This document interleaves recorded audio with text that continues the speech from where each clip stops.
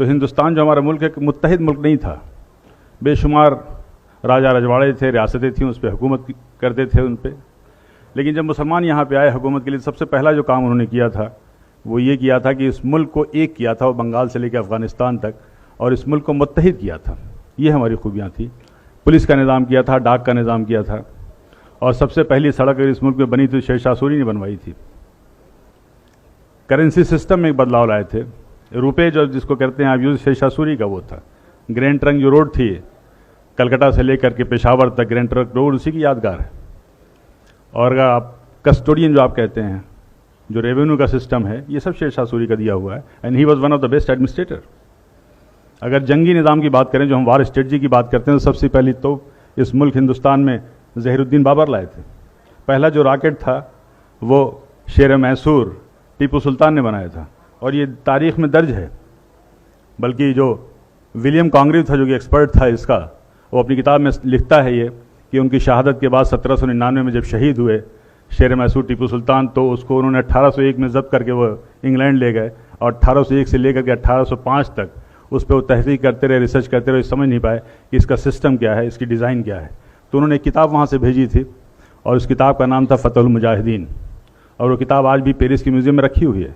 और उस किताब को लिखने वाले टीपू सुल्तान थे, जिसमें डिटेल डिस्क्रिप्शन था कि ये जो रॉकेट है इसको कैसे इस्तेमाल किया जाए। तो ये वो पहली मिसाइल थी, आप गूगल में सर्च कीजिए, वो जो पहली मिसाइल थी मैसूरियन मिसाइल टीपू सुल्तान ने बनाया था। और आज जो आप मिसाइल देख रहे हैं, अग्नि मिसाइल, पृथ्वी मिसाइल, इसके भी बानी APJ अब्दुल कलाम है, जिनको आप मिसाइल मैन कहते हैं और जिनको फादर ऑफ मिसाइल कहते हैं। दोस्तों, ये तो दरअसल बात थी एक सफ़र की, जो शुरुआत होती है वहाँ से, लेकिन बात हो रही थी अंग्रेज़ी हुकूमत की, बगावत की, जंग आज़ादी की। तो पहली जो बगावत थी वो 1773 में हुई थी, और उसका नाम जो था, शायद आप में से ज़्यादातर लोगों को मालूम होगा, फ़कीर एंड सन्यासी रिबेलियन नाम से नाम था। यानी बंकिम चंद्र चटर्जी ने अपनी आनंद मठ की किताब में साफ साफ लिखा है कि उस ज़माने में जो फ़कीर और सूफ़ी हुआ करते थे, जो साधु और सन्यासी हुआ करते थे, वो एक साथ जाते थे, झुंड का झुंड जाते थे, और अंग्रेज़ों के गोदाम में वो लूटते थे, और उस कहत के दौरान वो जो अनाज लाते थे वहाँ से, वो हिंदू मुसलमानों में तकसीम किया करते थे। और ये सिलसिला तकरीबन 50 साल तक चला। इसका पूरा तारीख़ में डिस्क्रिप्शन है। पहली जो जंग आज़ादी थी वो 1857 की थी। और जिस फतवा वर्ड हम कहते हैं, जंग आज़ादी के सबसे पहला फतवा फजल हक खैराबादी ने दिया था। अल्लामा फजल हक खैराबादी ने ये फतवा दिया था जंग आज़ादी में अंग्रेज़ों के ख़िलाफ़ मुहिम का, और उस फतवे का ये असर था कि दिल्ली जैसी राजधानी को हमने फ़तह किया था।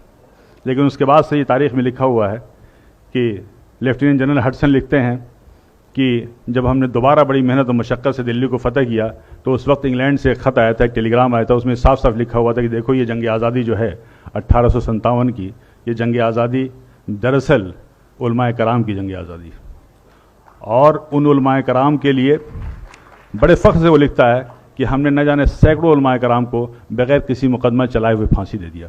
और ये कोटेड है, तारीख़ के फिगर्स में बता रहा हूँ कि उस ज़माने में जिन 51,200 लोगों को फांसी दी गई थी, उसमें से तकरीबन 27,000 से ज़्यादा उलमाए कराम थे जिनको फांसी दी गई थी। ग्रोवर एंड ग्रोवर की हिस्ट्री की किताब है, उसका एक छोटा सा किस्सा बयान कर दूं मैं आपसे। उसमें लिखते हैं कि जब शहीद भगत सिंह को अदालत में पेश किया गया,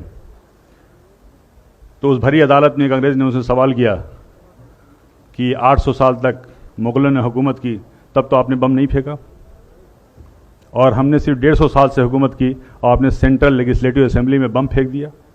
उसका बहुत अच्छा जवाब भगत सिंह ने दिया था कि देखिए, मुग़लों ने जो हम पर राज किया है वो हमारे दिलों पर राज किया है, और उन्होंने इस मुल्क को सोने की चिड़िया बना दिया है, और इस सोने की चिड़िया की चमक से आप 7 समुंदर दूर से यहाँ तक आए हैं।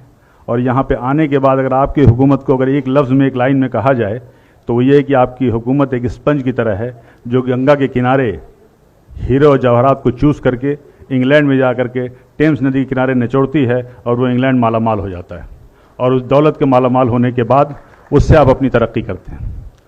मुग़लों ने, पठानों ने यहाँ नहीं किया, इन्होंने यहाँ की चीज़ों को यहीं पे खर्च किया, यहीं पे इमारत बनवाई, और यहीं की धूल में अपने आप को मिटा दिया।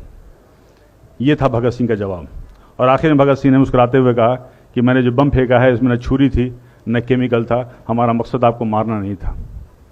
तो जज ने कहा फिर बम क्यों फेंका? तो उन्होंने कहा कि बहरों को सुनाने के लिए धमाके की ज़रूरत होती है, इसलिए हमने बम फेंका। ये थे शहीद भगत सिंह। हजरात, यहाँ तक कि वीर सावरकर की किताबों में भी लिखा है। वीर सावरकर ने अपनी किताब में जॉन मैकलसन का हवाला देते हुए कहा था कि 1857 की जंग आज़ादी में अगर सबसे ज़्यादा किसी का नुकसान हुआ तो मुग़ल की जो आखिरी रोशनी थी, आखिरी बादशाह थे बहादुर शाह जफ़र का हुआ। और उन्होंने उसका जॉन मैकलसन का हवाला देते हुए लिखा है कि एक बार उनको नाश्ते पे जब उनसे इसरार किया गया तो बहादुर शाह जफ़र ने कहा था कि मुझे ख्वाहिश नहीं है। उसके बाद से वो लिखता है कि हम लोगों ने उनकी आँख में जहरीले ऑइंटमेंट लगाना शुरू कर दिए ताकि उनकी बीनाई चली जाए। और उन्हें इस बात का इल्म था कि इस्लामी कानून में, इस्लामी शरीयत में कोई नाबीना अंधा शख्स कहीं का हुक्मरान नहीं हो सकता। और फिर वो दिन भी आया जब उनसे उनकी मर्जी के ख़िलाफ़ नाश्ते में उनके प्लेट पे लाल मखमल से ढके हुए 3 सर लाए गए थे, जिनमें 2 सर उनके बेटों के थे और 1 सर उनके पोते का था। ये थी कुर्बानियाँ। क्या इस जुल्म सितम के बाद भी मुसलमानों के लिए कहना पड़ेगा कि जंग आज़ादी में शरीक थे या नहीं? क्या अब भी इस उन्वान की ज़रूरत है? अब भी इस प्रोग्राम की ज़रूरत है? क्या चांद सितारों की मौजूदगी के लिए बहस होगी? कतई नहीं। और ये वहीं तक का किस्सा नहीं है, बल्कि आप अपने पड़ोस में जाएं, अगर आप हिस्ट्री ऑफ यूपी देखें तो इसमें हिस्ट्री ऑफ अयोध्या भी शामिल है उस गज़ट में। अयोध्या में जब जंग आज़ादी के बिगुल फूका गया तो सबसे पहला शख्स जो खड़ा हुआ था वो राम प्रसाद शर्मा थे, बाबू राम। उनके लिए सबसे पहले लब्बैक कहने वाला एक शख्स था वो काजी अमीर अली। तो बाबू राम शरण दास और काजी अमीर अली ने एक साथ जंग लड़ी थी और एक साथ अंग्रेज़ों से मुकाबला किया था। और अंग्रेज़ों ने यह अहद किया था